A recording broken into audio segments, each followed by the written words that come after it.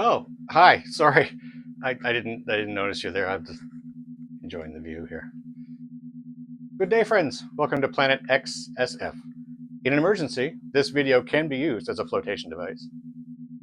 Today, we're looking at the 1969 submarine adventure film Latitude Zero, also known as Ido Zero Daisekusen, or The Great Latitude Zero Operation.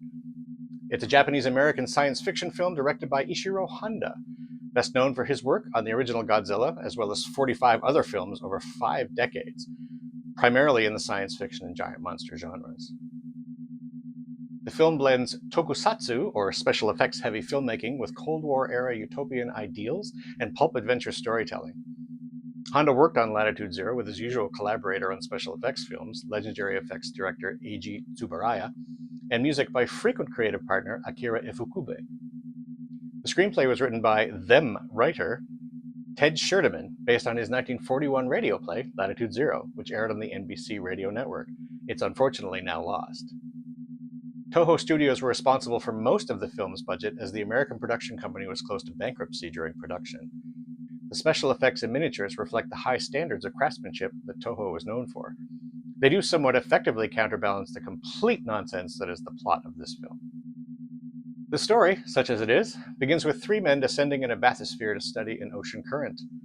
Dr. Ken Tashiro, a Japanese physicist portrayed by Toho and Godzilla veteran Akira Takarada, and Dr. Jules Masson, a French geologist portrayed by Akihiko Hirata, who are accompanied by a rather obnoxious journalist, Perry Lawton, portrayed by actor Richard Jekyll, whom we will encounter again in future episodes.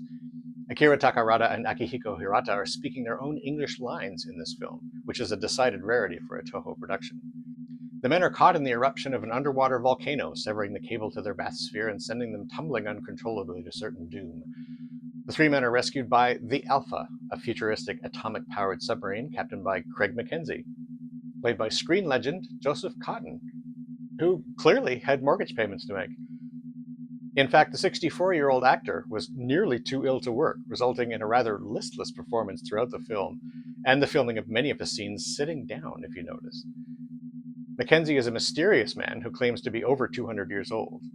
Early on in the film, there is what should be an exciting submarine battle, but Mackenzie has to spend so much time explaining what's going on that the scene is slowed to a complete crawl.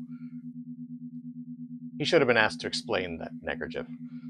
There is considerable history between Mackenzie and his adversary, a mad scientist named Dr. Malik, played by a mustache-twirling and completely over-the-top Cesar Romero, best known as the Joker from the Batman TV series. He comes across as someone who could be related to the Joker in some way, as he is a complete loon, although, we are told, a genius. Malik commands the Black Shark, a rival submarine captained by dominatrix Kroiga. Formidable opponent, more skillful than most seamen.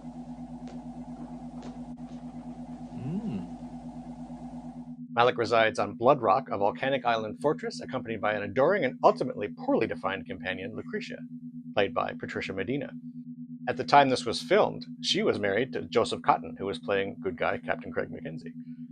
Yes, the 2 men have a lot of history, but we hear absolutely nothing about it.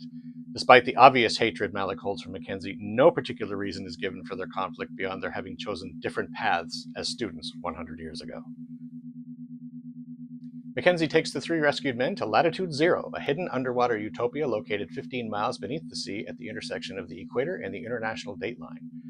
Latitude Zero is a technologically advanced society where no one ages or dies, and where greed, war, and politics are absent, and secretly they help guide human progress on the surface world. The new arrivals actually recognize a number of scientists residing in Latitude Zero who had vanished at sea over the past few years. They're introduced to Dr. Anne Barton, who is tasked with looking after the injured Dr. Masson. Dr. Barton is played by Linda Haynes in her second film role. Haynes has 15 roles listed in IMDb, so she really didn't do very much acting. And this includes Latitude Zero, in which she, quite frankly, doesn't really do that much acting. He's all right? He will be soon. I'll go with him to the rehabilitation clinic. She has the emotional delivery of a telephone recording and the natural manner of someone who expected to be in a completely different movie up until about 5 minutes ago. Malik kidnaps Dr. Okada, a scientist who is en route to Latitude Zero, and his daughter Tsuroko, forcing Okada to assist in his evil plans. Okada's invention of a serum that provides immunity to radiation is key to Malik's plans to take over the world, because why not? Malik creates grotesque human-animal hybrids, including giant rats and a winged lion with a human brain.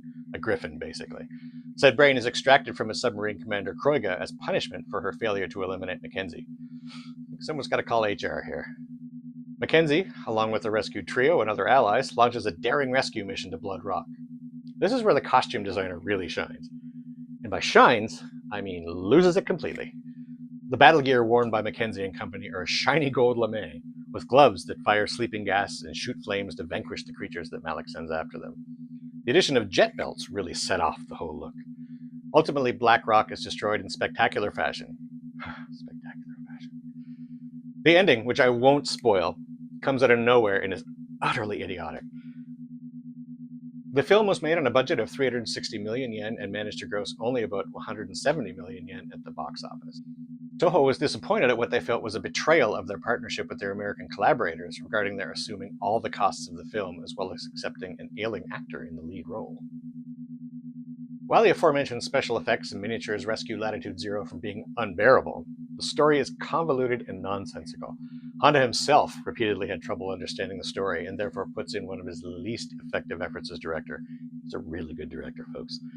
It's confusing and ultimately difficult to take seriously, which, I must say, is why it is amazing.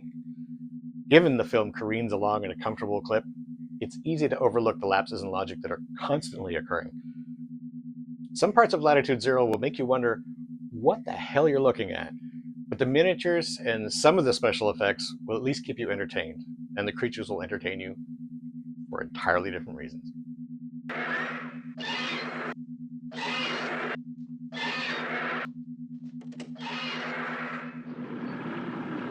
Bring them both.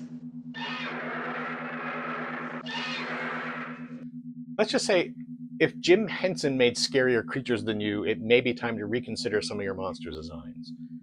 As a movie, Latitude Zero is a lost cause. As a fun evening with friends, it's a masterpiece. That's our look at Latitude Zero. Join me again next time when we head back to the small screen and explore a series that was big on ideas but short on budget and skill. A series the creator himself disowned. Next time, The Star Lost. I'm Dave, and as usual, remain awesome until further notice.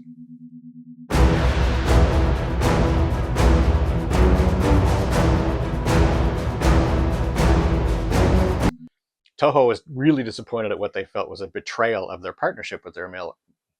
They were disappointed.